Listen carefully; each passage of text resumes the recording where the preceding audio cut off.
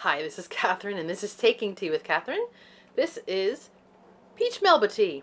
I've had it on this channel before, and it's pretty good, but I'm mainly drinking it for the echinacea because I'm still fighting something. I'm not dying, but I'm fighting. You know. And I might as well enjoy the fight. So, I have decided to do a mid-month check-in. I was going to do a couple of Friday reads, but I just didn't. So, we're doing the mid-month check-in. Without further ado, I'm going to start talking about the books that I finished so far this month.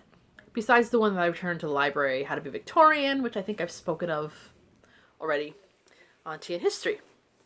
So, I'm going to get one out of the way, which is one that I will talk about on Tea and Mystery, so I won't talk about it very much, and that is Dust and Shadow by Lindsay Fay. It is a Sherlock Holmes investigates Jack the Ripper, and I thought it was really good, so I will talk about that another time. I did a reread, and it's not a big surprise because I was rereading a couple of things in January, and one of them was, two of them were Helene Hanff books, and I decided to go back and read the original 84 Charing Cross Road, the one that led to her success somewhat, and I love it just as much as I did before. It's like revisiting old friends. Speaking of old friends, this is a book that I started in 2008, and I did like it, but it was the curse of I have a million library books out and can't concentrate on the books that I own, so I'll get to it later, and then a decade goes by or so. So I started over again because I didn't want to, start in the middle, or I guess the first. I don't know. I had made some headway in it, but not enough. So that is Barchester Towers. The Warden's in here too, so I'd already read The Warden and completed it. And I really loved Barchester Towers. I think I would give it a 5-star, mainly because it was just, it just kept you interested. When I say that, I know I read it slowly, so you would say, well, if it was that good, how come it's not a page turner that you can't put down? Mind you, even if it was, often I find myself reading 10 books at once, so yes, it does slow my reading down. And even though I gave this a 5-star, there were a couple of parts toward the first part of the book that I was still trying to establish what the point was of the actual story. Once it got rolling, I was very much interested in all the characters and what was going to happen. Mainly, it's a part of England, unspecified, that is, it just seems to be so many clergy, I guess Church of England clergy, and it makes me curious to maybe, I know I've been reading a lot about Victorian history over the past few years. I know that I know a little bit about it, but I don't know exactly how that whole system runs. I mean, I know that an archbishop is like a top situation. What is on this? I don't like lint. You like my lints? It is the winter. And I know that there's vicars somewhere down below, and there's deans, and there's archdeacons and deacons and etc. So, and I get the gist in this book of certain ones that are higher than others, but I'm still like, I can't figure out exactly, first of all, how big Barchester area is supposed to be, and all of these clergy and all these religious leader people, what exactly are they doing their whole life? Are they just talking in church and organizing activities, or like, what is their point really? And I haven't quite understood everything about that. Maybe I'm not supposed to, but it does make for a good story because there were power struggles. Because the Warden, I'm not going to get into too much, but there were a couple of main characters that carry over, and one of them is an archdeacon whose father dies, and his father was the bishop. So that's how the story opens in Barchester Towers. Suddenly, who's going to be the bishop? And it's an outsider who comes in, and he brings people of his own who does not get on with the rest of, or at least a lot of the town, or the area, or the shire, I guess Barsetshire. And yeah, there's just a bunch of power struggles, there's a bunch of rubs, and then of course there's romances, but like misunderstandings regarding romances, but not in the Thomas Hardy misunderstandings where everybody dies, but in the misunderstandings that are going to get pretty much tied up at the ending. And there's going to be humor in between, a little frustration, but mostly it's going to go to a satisfactory conclusion for all. That's usually what happens in Trollope books. And I don't complain about that. In my opinion, he's one of the Jane Austen heirs, if that makes any sense. He had published so many more books than Jane Austen did, which I don't know, that may have added to his not being as esteemed because there's so many of them. Maybe people thought that was too much. I don't know, but I think it's great. But Jane Austen, we wonder if she would have lived, if she would have kept publishing into her 40s and 50s and 60s. Would she have remained as popular, or would she just be taken for granted, as Trollope sometimes is, especially compared to Dickens? This leads to another situation. I'm still reading, or trying to read, the book not Little Dorrit. Actually, I was mentioned in Barchester Towers, but Dombey and Son, and I think it's good. I did make headway, but I stopped for a little bit, and it reminds me of something I started over a decade ago also, which was my own personal competition between Dickens and Trollope. I know in the wide world of literature, most people put Dickens above Trollope for many reasons, and Dickens has pulled out some amazing books. I love Bleak House. I love Our Mutual Friend very much. I really liked Great Expectations. I liked David Copperfield a lot. I liked Nicholas Nickleby. There are quite a few. But there's also quite a few that are a bit of a drudgery. Even if they end up being pretty good, it just takes a little while and you're like, oh, are you just drawing it out? Whereas Trollope, even the long ones, doesn't or at least rarely feels drawn out. There's parts sometimes there's a little much, like there's an event, a gathering that happens toward the end of this book that does seem a little longer in the preparation description than it needed to be, but it was still very good. Once you got past that slight long description, it just rolled into a very interesting situation. So I think just by virtue of, I know I've read more Dickens than Trollope, but I think if I were going to compare the Dickens that I read to the Trollopes that I read in terms of how much that I like all of the books so far, I would say I've liked very much all of the Trollope books I've read so far.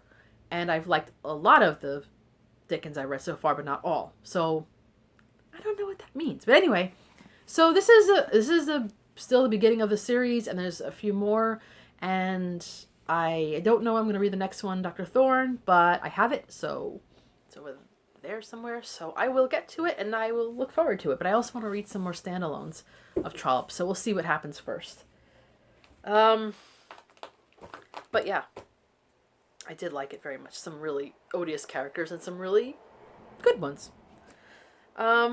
Speaking of characters, I finally read, after many years...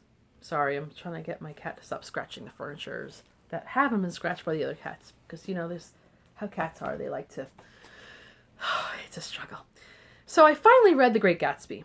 And when it comes to a really, really insightful, good review, just this week, Brian from Bookish did a really good one. And I advise you, I'll try to link it down below, to watch that if you want a full, really learned description that is probably much better than I could say about The Great Gatsby. However, I am glad I didn't learn Great Gatsby at school. They didn't cover it. They didn't cover any of F. Scott Fitzgerald when I was in school, at least not my classes.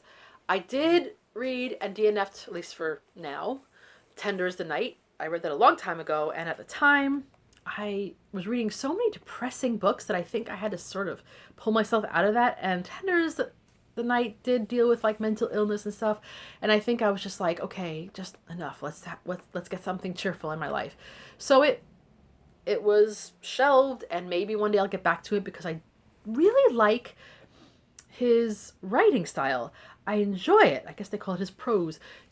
he's just he writes in a way that I keep wanting to read, and he also is succinct. I mean, it's like 180 pages, this volume, which is pretty amazing. He gets to the point, and yet there's still some descriptions, and a lot of it is New York in the 20s, which I enjoy because I love reading about New York, period, and I live in New York, and there's a lot of familiar places, not to mention Astoria, where I've grown up, and I'm very familiar with. But also Long Island, stuff like that. So, yeah, the whole deal is this guy, Nick Carraway, I can't remember his name, doesn't matter. Yeah. Literally, he's not even in the description, so, like, I don't remember his name, because even when they're the narrator, but I think I got that right. Anyway, yeah, I'm obsessed. Now I gotta make sure I know his name. And give me a moment. Yeah, we're good. I just don't know. I get my moments of doubts with names. I'm bad with names. But anyway, so he moves to Long Island and he's working. So he commutes to New York, Manhattan every day.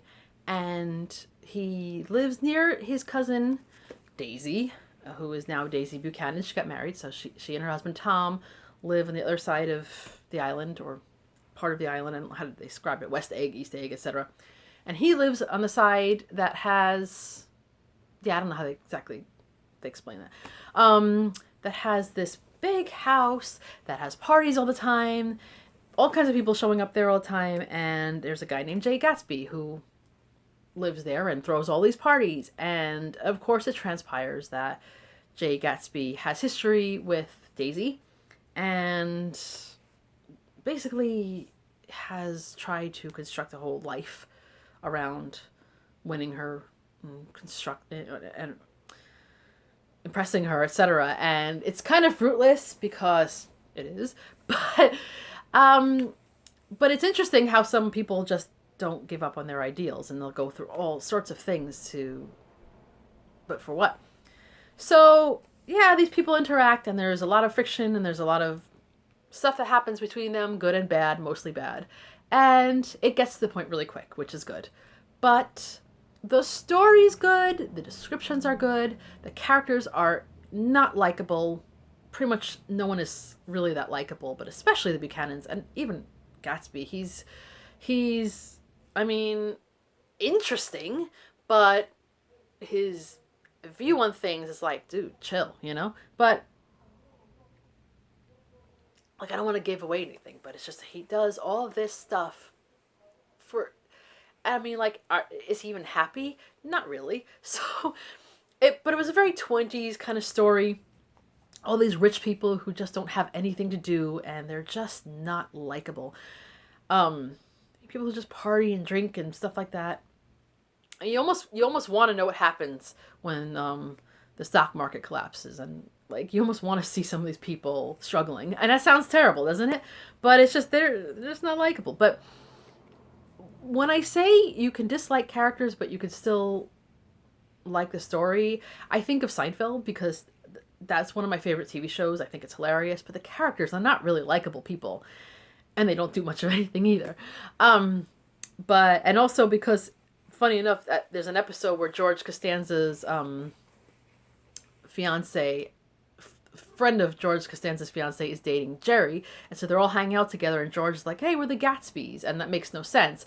But I kind of understand because the Gatsbys, when I say Gatsbys, there's only one Gatsby, but like the characters in the story do end up hanging together and doing things together, not really because they like each other, just because they're thrown together in uncomfortable situations. So I see what he's talking about, how they all, how some of them end up driving out to the city and doing things, whatever, in the Plaza Hotel, but it's really not the same situation. It's just kind of funny because George Costanza really doesn't read much of anything, but I did like it. I'm happy to say, because I didn't think I would, because to be honest, like I've said before, a lot of times things that were forced on me in school, most of them were American classics, and so I got a bad taste for a lot of American classics, the Great American Novel situation, so I always think I'm just not going to like them, but I sometimes do, and there it is. I'm happy about that. Let's see what else. Those are the books that I actually finished, right? I don't think I'm missing anything. Then there's 2 books that I'm in. So this is one that I'm struggling with and I'm surprised that I'm struggling with it because I really loved Anne of Green Gables. I don't dislike Anne of Avonlea. I'm just not feeling the pleasure that I was feeling the first one of, oh, this is so good, just like I remember it. It's just like, okay, this is good, but I want to read something else now. So I am struggling, but I think I'm going to just, when I say push myself, it's because I want to go to Anne of the Island, and I know I like that one a lot, so I'm just going to actually do a little bit of effort to read this, and then March is another month. I started Tom Cox' Ring the Hill. I've mentioned before I read a number of books by Tom Cox, mostly his cat books. I call it his cat books. They're about other things too, but his cats are some main characters, and he's very funny about them. But this is yet another book where he does a lot of exploring nature and walking around the areas where he's at, and history, and just all kinds of things that you would want to maybe discuss in a pub with such a person. And I like him a lot. I like his points of view most of the time, and I like his sense of humor. And so I have only just begun this book. I'm only in like 24th page or something, so I can't say much about it yet, but I will have more to say, and I'm quite enjoying it so far. So those are the books that I've been reading regularly. I'm also, I think, a little bit in the next Dorothy Sayers, but I haven't gotten very far. Just so many books, so little time. But more time than sometimes, so that's good. I have a long weekend ahead of me to do some reading. Let's see which time. Okay, so if all you wanted to do was hear about what I was reading now, you could kind of tune off if you want. But if you want to see a bonus haul, then keep going. All right, so yeah, I went to Book Off, and but before I start Book Off, I got an ARC, an advanced reader copy of Pain Studies, publication date March 4th, 2020, by Lisa Olstein. I almost started, and then I was falling asleep last night, so I didn't really start it. But I gotta get started. This seems like something my bookish hypochondriac self should look into. And the publishers sent this as a bonus. I don't have to do anything with it, but it's called The Topography of Tears by Rose Lynn Fisher. She just took these microscopic pictures of tears from different emotions and then shows them. I don't know if I like that or not, because I'm not always big on microscopic things. I have like this weird fear of pictures of microbes. So, all this coverage of the coronavirus, I know, of all things to be not liking, but but when they look like snowflakes, it's kind of pretty. So let me get over my squeamishness and maybe enjoy it. It was free.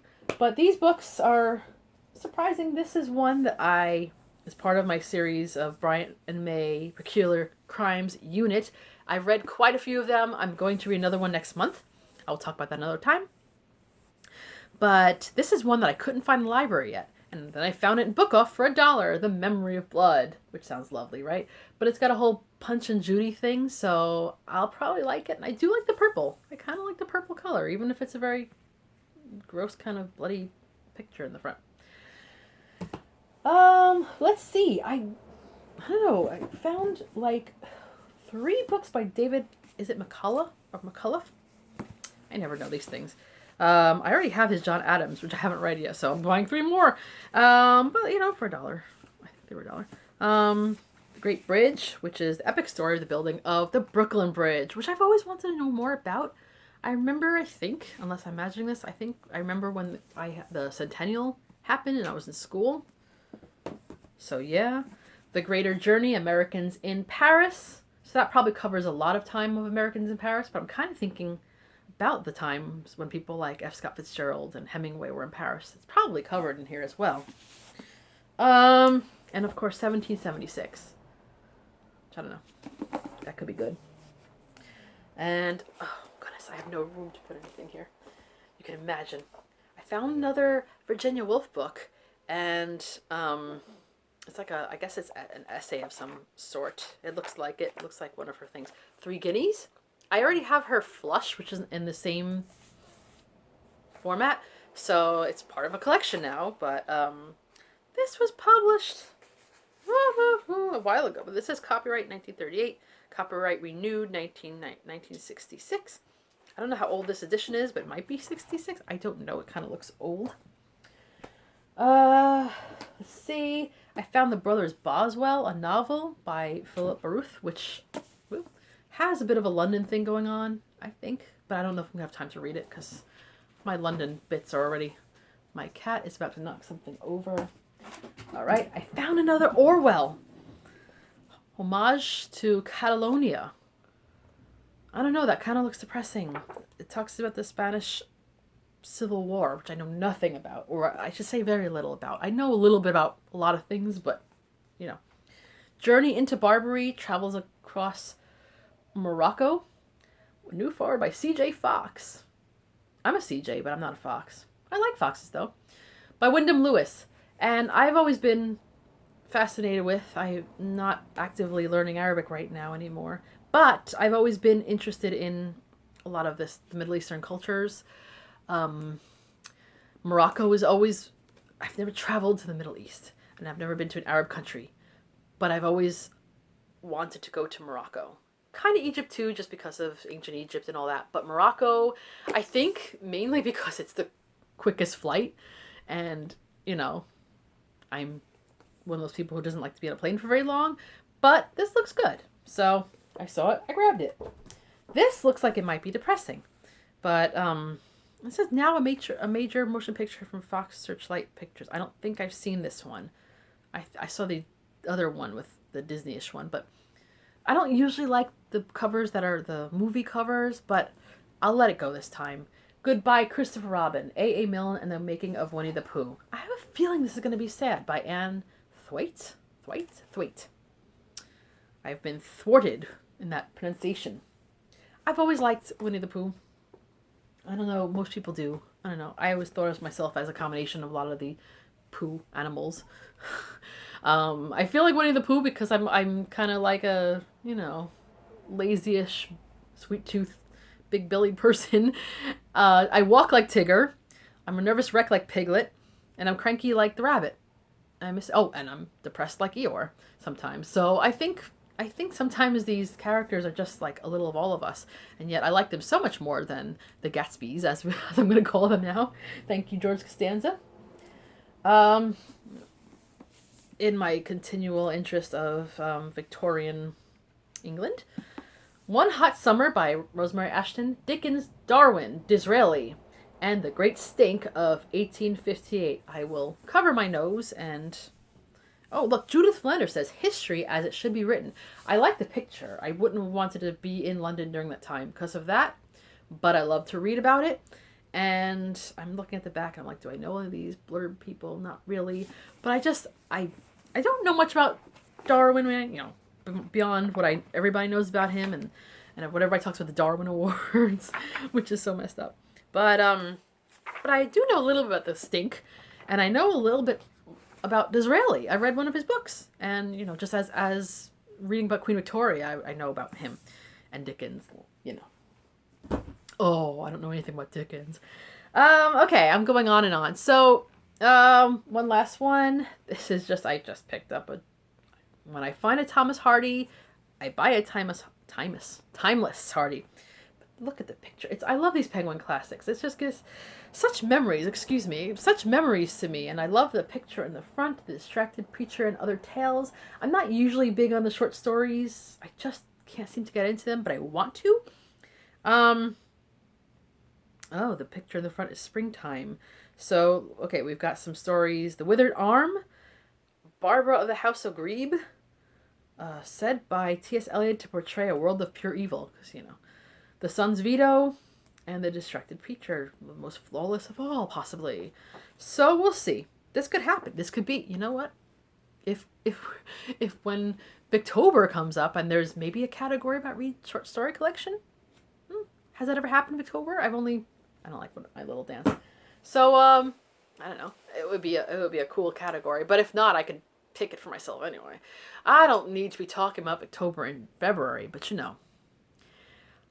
I am a planner. I may not be a meticulous planner, but I'm a planner. So that has been one of my longer posts. Like I said, if you've stuck around long enough, thank you for watching.